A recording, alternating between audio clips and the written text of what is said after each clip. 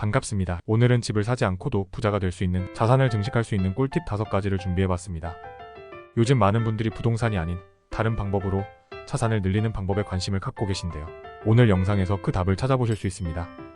그럼 첫 번째 방법부터 시작해볼까요? 첫 번째 팁은 주식 투자입니다. 많은 사람들이 부동산만큼 안전하고 꾸준한 수익을 보장하는 자산은 없다고 생각하지만 주식도 그에 못지않은 좋은 투자처입니다.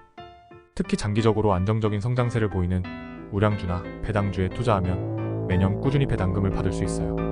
배당금은 주식 보유에 따른 수익으로 별도의 노동 없이도 수입을 얻을 수 있다는 장점이 있죠. 또한 주식은 부동산과 달리 소액으로도 시작할 수 있다는 장점이 있습니다. 예를 들어 부동산에 투자하려면 초기 자본이 많이 필요하지만 주식은 10만원, 심지어 1만원으로도 투자가 가능합니다. 게다가 스마트폰으로 간단하게 매매가 가능해 접근성도 훨씬 좋죠. 물론 주식시장은 변동성이 크기 때문에 철저한 분석과 분산 투자가 필요하지만 꾸준히 공부하고 경험을 쌓으면 높은 수익률을 기대할 수 있습니다. 두 번째로는 ETF 상장지수 펀드 투자를 추천드립니다. ETF는 여러 주식이나 자산을 하나의 바구니처럼 묶어놓은 상품인데요. 주식처럼 사고 팔 수 있으면서도 분산 투자의 장점을 동시에 누릴 수 있는 금융상품입니다.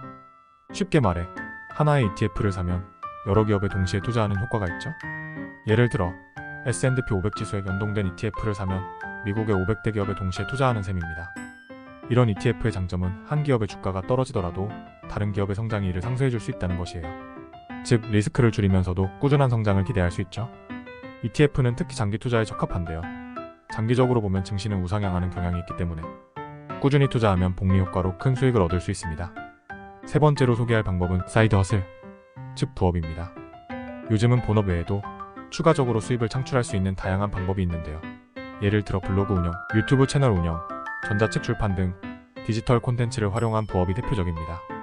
이런 부업은 초기에는 시간이 좀 걸리겠지만 일단 자리를 잡으면 수익의 자동화가 가능하다는 큰 장점이 있어요.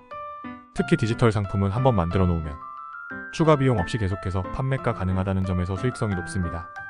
또 본업과 무관하게 자신의 취미나 관심사를 활용한 부업을 찾으면 일과 놀이의 경계가 없어져 더욱 즐겁게 수익을 창출할 수 있어요. 시간이 흐를수록 이런 사이드 허슬에서 나오는 수입이 본업의 수입을 능가하는 경우도 많으니 자산을 불리는 좋은 방법으로 적극 추천드립니다. 네 번째로는 연금저축펀드나 IRP 개인형 퇴직연금을 활용하는 것입니다. 이 둘은 장기적인 자산 증식을 위한 대표적인 상품인데요. 연말정산 시 세액공제 혜택을 받을 수 있어 절세 효과도 있습니다. 연금저축펀드는 주식, 채권, 펀드 등에 분산 투자할 수 있어 안정성과 수익성을 동시에 추구할 수 있고 IRP는 퇴직금이나 추가 납입 금액을 통해 더 많은 자산을 모을 수 있는 구조로 설계되어 있습니다. 특히 이런 연금 상품들은 복리 효과를 누릴 수 있는 장기 투자가 기본이기 때문에 젊을 때부터 조금씩 꾸준히 납입하면 은퇴 후에 큰 자산을 마련할 수 있죠. 또한 세제 혜택을 받으며 자산을 불릴 수 있기 때문에 금융상품을 적극적으로 활용하는 것이 중요합니다. 다섯 번째 마지막 방법은 자기계발에 투자하기입니다. 자산 증식의 가장 중요한 요소 중 하나는 결국 자신의 능력과 가치를 높이는 것인데요. 이는 장기적으로 본인의 소득 잠재력을 극대화시킬 수 있습니다. 예를 들어 새로운 스킬을 배우거나 자격증을 취득하는 것, 혹은 본인의 커리어를 더욱 발전시킬 수 있는 네트워킹에 시간을 투자하는 것이 해당됩니다. 또한 자산 관리와 투자에 대한 지식을 쌓는 것도 중요한 자기계발의 한 부분입니다. 아무리 좋은 투자처가 있어도 이를 제대로 활용할 지식이 없으면 큰 수익을 얻기 어렵기 때문에 항상 공부하는 자세로 임하는 것이 중요해요. 더 나아가 꾸준히 자신을 발전시키는 사람은 시간이 지날수록 더 많은 기회를 얻게 돼요. 결국 자산 증식에도 큰 도움이 됩니다. 이렇게 집을 사지 않고도 자산을 증식할 수 있는 5가지 방법을 살펴봤습니다. 오늘 소개해드린 방법들은 각자 상황에 맞게 선택하고 장기적으로 꾸준히 실천하는 것이 중요한데요. 부동산 투자 외에도 이렇게 다양한 방법으로 자산을 늘릴 수 있다는 점을 꼭 기억해주세요. 또한 투자를 할 때는 항상 분산 투자를 통해 리스크를 줄이고 꾸준한 공부와 정보 수집을 통해 올바른 판단을 내리는 것이 무엇보다 중요합니다. 지금까지 설명드린 자산 증식 방법들은 부동산을 제외한 다양한 투자와 자기계발을 포함한 전략들이었는데요. 그 어느 방법도 단기적인 성공을 보장하지 않습니다. 따라서 장기적인 안목을 가지고 꾸준히 실천하는 것이 가장 중요합니다.